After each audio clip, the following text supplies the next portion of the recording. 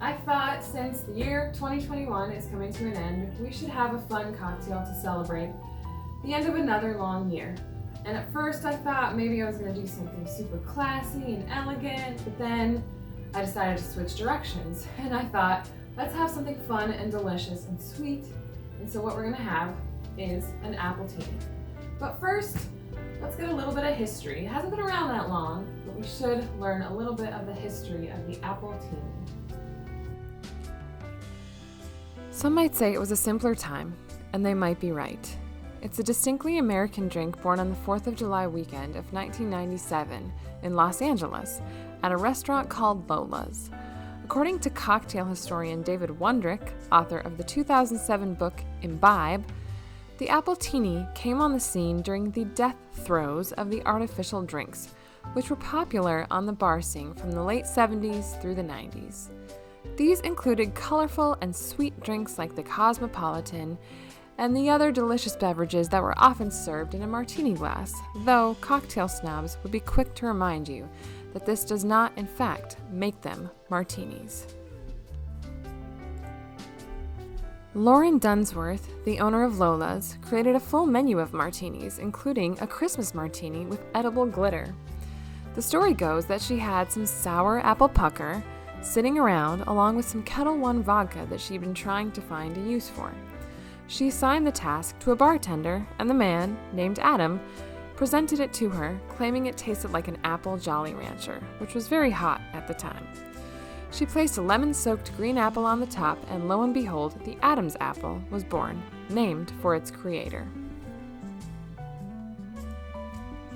It eventually just became known as the Apple Martini, later shortened to just Appletini, and it was an instant hit with the local clientele, especially women. They loved the look of it, the taste of it, and Lola's soon became a hot LA destination. It also didn't hurt that Lola's served the Appletini and other martinis in massive glasses. The Appletini grew in popularity in Los Angeles, but also throughout the country, as sales reps all over began showing their customers how to make the popular candy-sweet drink. You know, down the street on the right, they'll make an Appletini that'll knock your socks off. The Appletini also developed a bit of a reputation amongst real drinkers as a non-drinker's drink. It was trashy, it was inelegant, it was no good. It was part of a time in drinking culture that involved taking shots and drinking drinks that tasted sweet and good, and quality liquor was definitely not a requirement. But as they say, it is always darkest before the dawn, and for many cocktail historians, the Appletini represents the dark ages of mixology.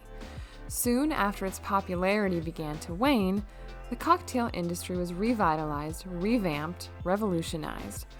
The disgust with artificial ingredients led to an approach with more natural, local liquors and ingredients, where the point of the drink was to taste the liquor, not hide it. But I'm not going to be so quick to judge the poor Appletini. A little fun, a little deliciousness never hurt anyone, right? So let's give it a try. I'll have Appletini. Take it as a compliment, guy. These things are delicious. Okay, so to make an Appletini, you just need your sour apple pucker, you need vodka, you need lemon juice, and then you need, for a garnish, Granny Smith apple. Any apple will do, really. As you can see, I don't have my usual shaker here, but I'm going to make do with what I have. So, you do need a shaker or something to shake the drink in. You need 1.5 ounces of whatever vodka you've got lying around.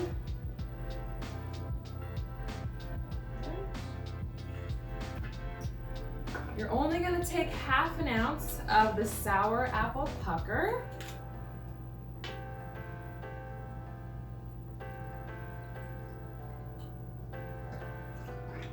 It's not going to be that green. And then you just take 1/4 ounce of lemon juice. If you have a fresh lemon, you can squeeze, half a lemon in there, maybe. Okay, put it all in your shaker. The key really is just to shake it up and not splash it everywhere. So that's what I'm gonna do.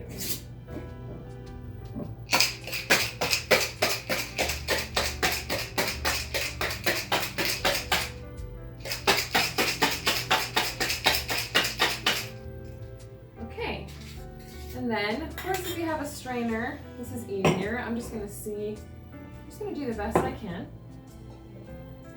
Should be pretty easy here.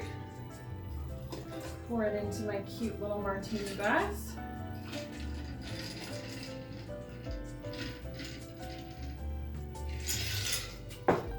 In a normal sized martini glass, this will look better, but what are you gonna do?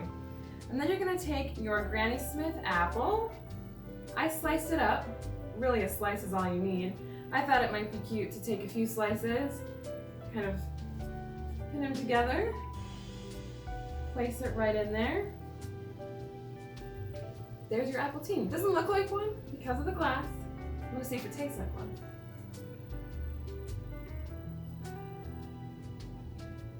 Yep. Easy on the teeny. All right, so that's an Appletini, a homemade Appletini. There's no need to be fancy for New Year's Eve. It's okay to have a drink that some view as not as classy as maybe some of the other drinks we've talked about in this series of videos. But I don't care.